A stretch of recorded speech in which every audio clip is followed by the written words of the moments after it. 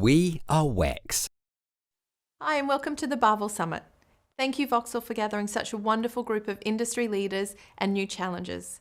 I am Alexandra Limerick, and I am the Senior Director of Product Solutions here at WEX. This is not my first summit here at Voxel, but the last one was on my first month when I was at WEX, and that was 5 years ago now. And since then, we've all certainly seen some changes. Not to mention surviving the pandemic and now thriving in one of the worst hit industries that we could imagine. So I'd like to start with a reflection on how we all came together, how we created great communities, and how much progress we've made.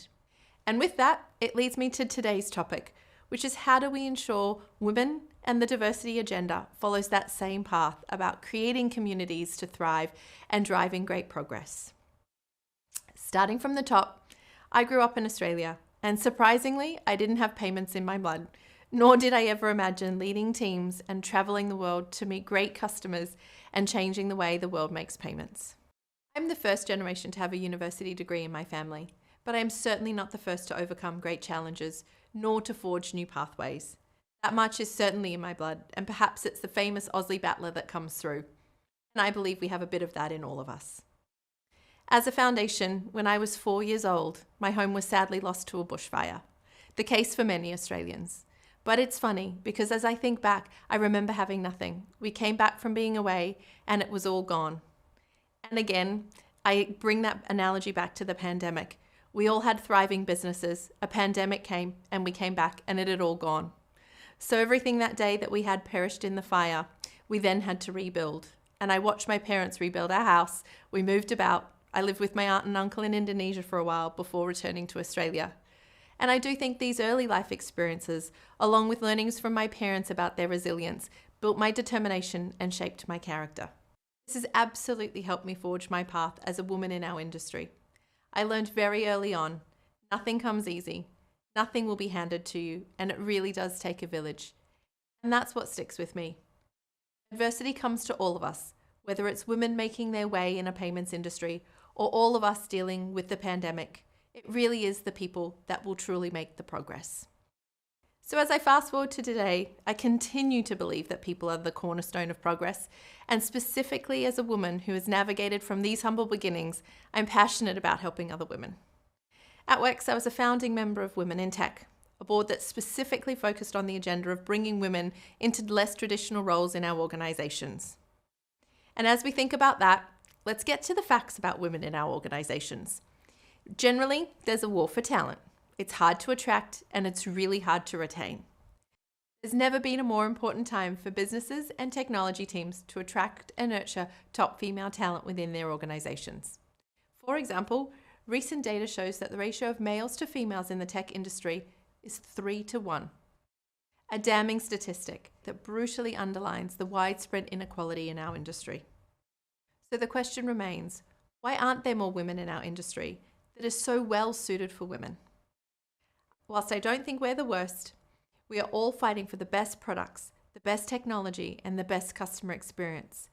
So are we creating the right environment for women in our industry? If we dig a little further, in 2021, a report highlighted that only 10% of women working in a technology role work in a female majority team. In 2023, it amazes me that we're not consistently getting better numbers here.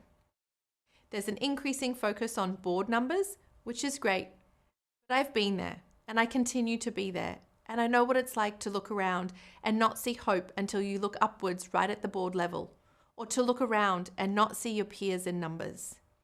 Whilst I'm glad to see that there are some female majority teams, and I run one, but with 10%, it's nowhere near enough, and I would encourage us all to think about how we work to encourage more women to the product and tech side of the house. In the 5+ years that I've been at WEX, I've had the pleasure of working with many women in senior roles. Our CEO and chair is a woman, Melissa Smith. And in fact, women make up 56% of our global workforce at WEX. And then, 42% of our board of directors are also women. But we at WEX know we can't be complacent. This is a journey, and the bar continues to rise to achieve parity in our industry and bring up the grassroots women to continue the progress we're making at the board level. So this is all great in theory, but we do need the best folks for the job. So I'm also passionate about talent. And the question remains, how do we see hidden female talent? How do we see those who are not quite sure, those who don't put themselves forward, those who get told to lean in but are just not sure how?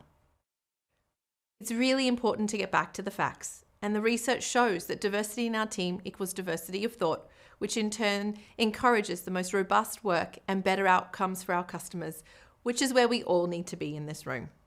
So today I'll talk about our outlook for the future as we assess what diversity in the workplace can bring to the payments industry. I'd like to encourage momentum from all of us, and by the end of this session, I'd love us to walk away knowing that we are the people that will make the progress, and there really are some easy ways to make that happen. Working in a balanced environment is not only good for us, but good for business. Creating a balanced workforce by increasing gender diversity in teams is key.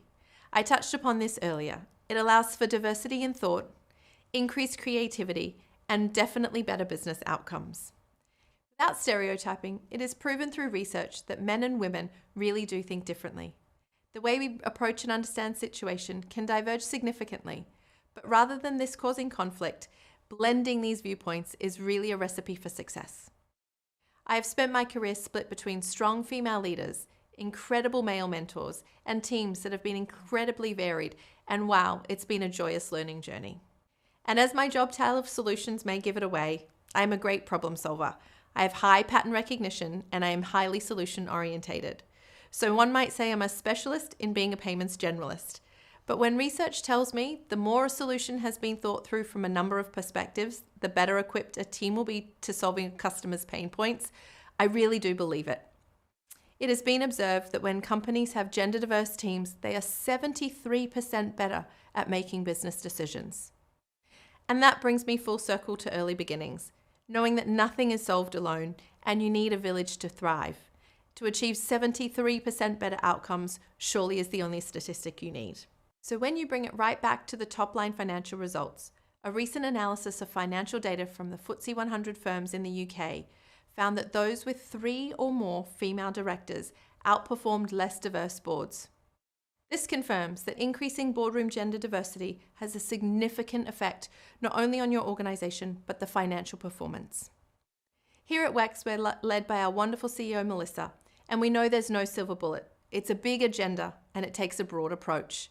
We think about it. It's recruitment, creating female pathways, starting to think about benefits packages that would support women throughout their key life stages, building an inclusive values-based culture, and driving fellowship with other women and our incredibly important male allies. Thinking about how we create an environment for diverse teams to thrive and how we encourage more women into payments. So where might we begin? It all starts with talent. Attracting talent, identifying existing talent, where is our potential talent, and where do we have gaps in our talent? I was saddened, but not entirely surprised when I read research from PwC that found 78% of students couldn't name a famous female worker in the technology industry. I wonder how many of us can. But there's no doubt in my mind that anyone in this room wouldn't be able to name one of the top guys running a global tech giant in America. It's disappointing, but it's probably true. Encouraging more women to join technology companies in the first instance will go a long way in closing the gap in the long term. According to the publication CIO, only 38% of women who majored in computer science are working in the field, as compared to 53% of men. As it stands, one of the main barriers facing women considering a career in technology is that they simply don't think it's for them, or they don't have a positive role model to follow. So without being able to see themselves in these teams, women are of course likely to be deterred, as the idea of being the only woman in the room, for obvious reasons, can be a daunting and off-putting experience.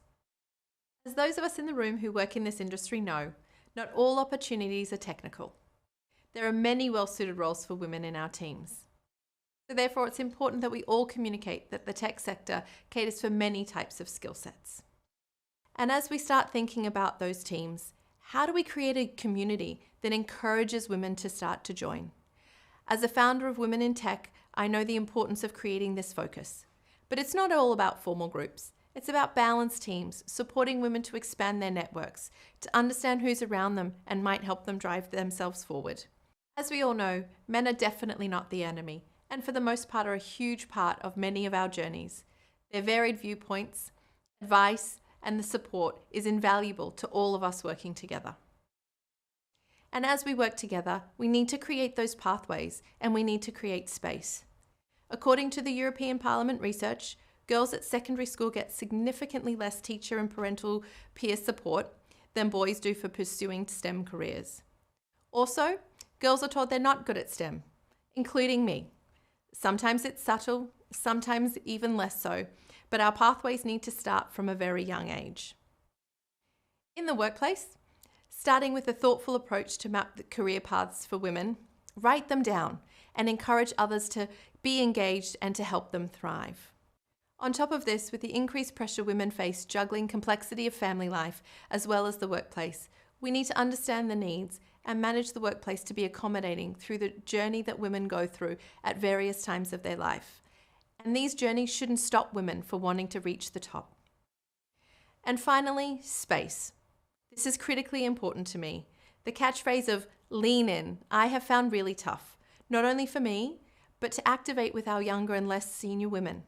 I encourage my team to actively make space in conversations, to enable the lean in, invite the input, encourage the voice in the meeting room. It's amazing the ideas and inputs coming from women if you all might just ask. So once we get there, how might we track and celebrate progress? At WEX, we set KPIs and we measure ourselves. We are looking across the board to ensure that we're putting the right things into practice and creating an open and talent-focused approach to diversity. The more we track progress, the more we know we are succeeding. So in conclusion, we're all here to make our businesses thrive, and we all do this through our people. We're all competing for talent, and we all have the objective of creating more collaborative and creative workforces. So as the young Aussie girl now standing before you all, I would like to encourage you to head back to your organisations, identify your female talent, define the gaps, and create some communities. Develop some female-inspired benefits and working practices to encourage the women into payments, and above all, make some space for the voices in the room. You might just be surprised what innovation might look like with a female voice. Again, I would like to thank all of the women in tech who are driving this forward for the future, to the teams that surround them, the men that support us, and finally, it's the people in this room and more broadly that will make the progress. So I look forward to all of us driving greater outcomes for women in payments, and I thank you all for being here today.